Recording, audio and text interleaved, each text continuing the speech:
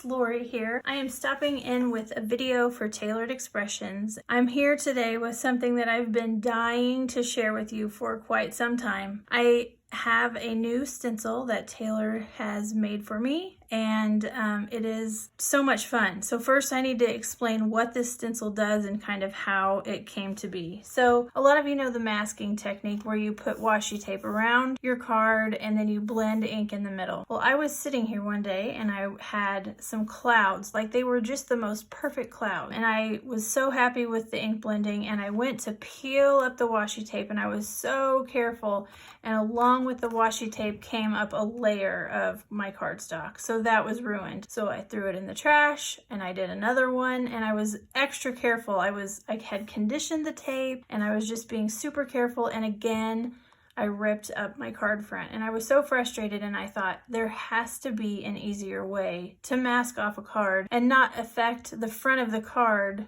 with the washi tape. Instantly, I had this picture in my head of the perfect stencil that would make masking our card fronts super, super simple. So let me show you what I've come up with. So with a lot of help from my friend Heather Nichols, Taylor has created these stencils, and they are exactly what I had pictured. It's been so fun to see how my little black Sharpie marker drawing has come to life. So first, let's get started with the squares. The first set is 2 different squares. You have a larger square and a smaller square. I've added teal ink to the lines so you could see them in the camera, but what you do is you take a piece of cardstock, simply lay it on the stencil, you just center that card within the etched line on the stencil, tape that down, and when you flip it over, you have a perfectly centered squared area to ink blend or stencil or stamp in. The next line in is for a card front matte size card. So if you want to cut your card down, you've got the 1/4 inch down size to mask within. They also come with the negatives, so you can line up the stencil on your card front, attach that down, you can add in the negative and remove that, and then your square would be perfectly centered to blend on the outside of the square, leaving a blank spot for stamping, for sentiments, or for images or anything else. So aside from the squares, we have my favorite, the rectangles. There's the smaller thin rectangle, and then there's another smaller rectangle that fits right inside the middle, and of course they come with negatives also. And then the same with circles and with ovals. So let me give you a visual here of a couple of these so you can see what they do. When Taylor first sent me the prototypes for these, I blended up this specific card front first. I've never made anything with it because I was so happy how these things worked that I've saved it. So this is using the larger rectangle. You'll center your cardstock on that larger rectangle, tape it down, and then you have the perfect space to blend into. What I did here was add a stencil on top, and then I blended in my ink. When you remove the stencil and the mask, you have the perfectly centered masked off area with a stencil background. So with the bigger rectangle, that's the look that you get. Here's a quick sneak peek of tomorrow's card using an oval and a stencil.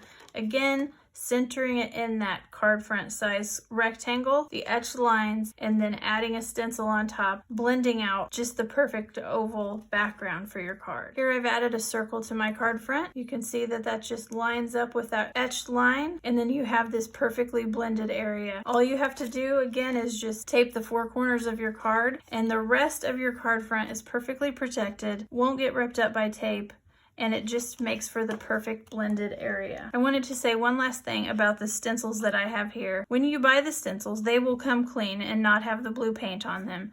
The lines are etched, and so the paint I've put down in the lines has dried and it will stay in. I've washed these and wiped these down. The paint does not come out. The benefit of having that paint is just an easy way to line up. You can see that blue against your white cardstock. You can slide that around, and it really helps you line up your cardstock perfectly within those lines. So that's just an added tip.